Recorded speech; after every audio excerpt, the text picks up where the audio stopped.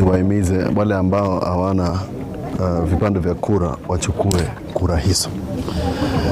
Na nataka niwasihi kwa sababu hakuna namna nyingine kisheria, kikatiba tunaweza kubadilisha uongozi wa Kenya ama mahali ambapo mnasikia hamuna imani. Na hiyo ndio njia mwafaka ya kisheria ambayo mnaweza kutumia.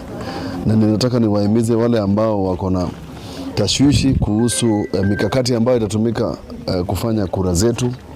Sheria ambayo ipo wakati huu ina safeguards ambazo zinatosha, ambazo zinafaa kuhakikisha kwamba kura zetu zimepigwa ni za usawa.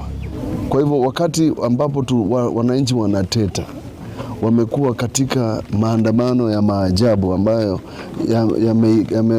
yamefanya nchi zingine kwenda Nepal, Madagascar, wanafuatilia mwenendo wa Kenya wa kufanya maandamano na protest.